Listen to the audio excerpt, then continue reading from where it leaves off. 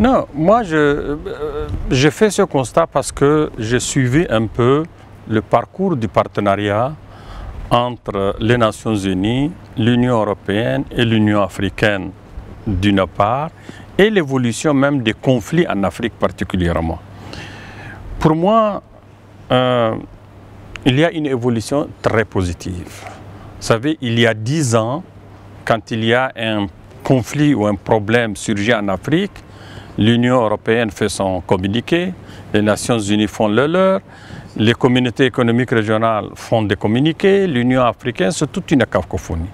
Aujourd'hui, on a un accord cadre entre la Commission de l'Union africaine et la Commission de l'Union européenne.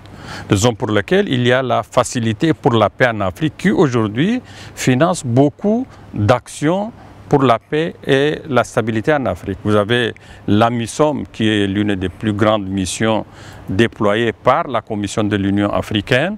Aujourd'hui, elle reçoit beaucoup de ces financements grâce à cette facilité pour la paix en Afrique.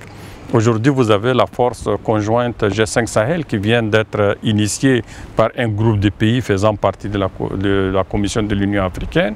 Il a fallu, à cause de cette facilité pour la paix en Afrique, que l'Union africaine agrée le document qui a été élaboré par le G5 Sahel, l'approuve, qu'il l'envoie au niveau du Conseil de sécurité avant qu'une résolution ne sorte. Et pour débloquer le fonds de l'Union européenne, il a fallu passer par la Commission de l'Union africaine. Donc c'est pour dire que la coordination commence à prendre corps.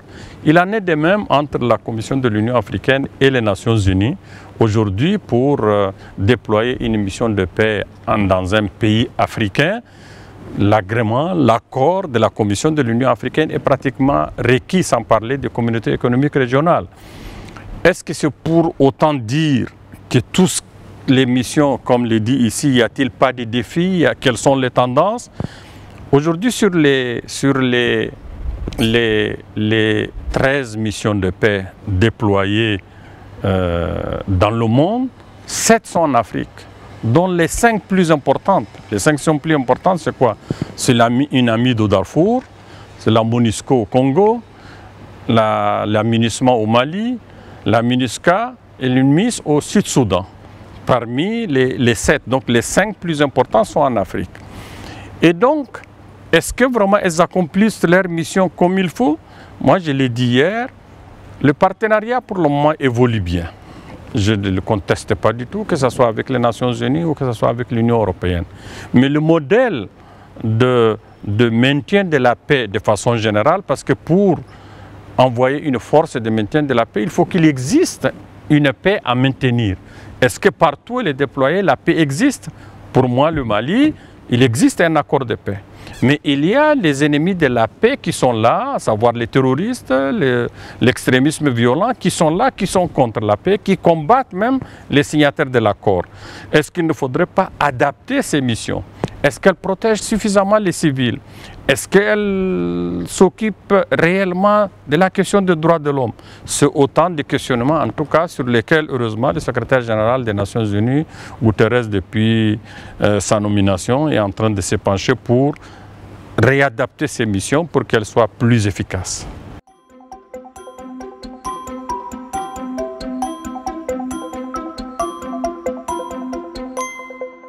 D'abord, accompagner le processus politique pour qu'il y ait une paix réellement bâtie sur des réalités locales, pas des réalités tout simplement conçues à New York, à Addis Abeba ou à Bruxelles. Il faut traduire cette réalité en un consensus autour duquel les Maliennes et les Maliens vont se retrouver. Il faut l'accompagner.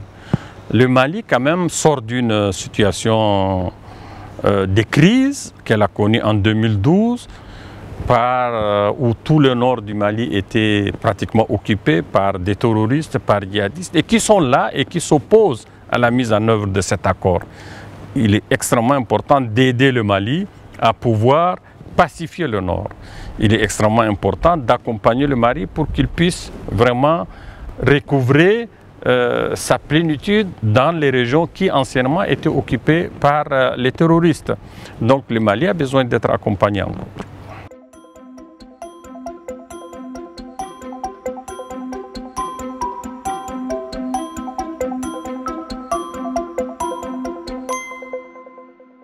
Non, je ne le pense pas et je ne le souhaite pas. Je ne souhaite pas une éternisation de la MINUSMA au Mali. Vous savez, après la crise de 2012, il y a eu les élections de 2013 qui ont permis le retour à l'ordre constitutionnel après le coup d'État. Grâce à ces élections, on a pu aujourd'hui signer un accord pour la paix et la réconciliation nationale. Nous sommes à la veille d'une échéance extrêmement importante qui est les élections présidentielles qui vont avoir lieu le 29 juillet. Pour nous, c'est un test capital, c'est un test important. Si autant les élections de 2013 ont permis le rétablissement de l'ordre constitutionnel, autant les élections de juillet 2018 doivent nous permettre d'apprécier si le processus démocratique est réellement ancré au Mali et qu'il n'est plus irréversible, qu'il n'y ait plus de crise post-électorale, qu'il y ait des élections consensuelles, mais crédibles, dont les résultats seront acceptés. Une fois cette échéance abordée dans de bonnes conditions, nous avons établi des critères pour une stratégie de sortie. Les Nations Unies sont en train de réfléchir aujourd'hui pour dire que si les élections se déroulent bien, les élections locales et législatives vont se dérouler en décembre, il est extrêmement important et nous sommes déjà préparés pour, autant que possible, léguer certaines activités aux contre-teams, aux agences des Nations Unies et la MINUSMA en tant que force, en tant que mission, devrait se préparer à quitter le Mali en espérant que la stabilisation, la paix reviendront au Mali, qui est une œuvre de longue haleine.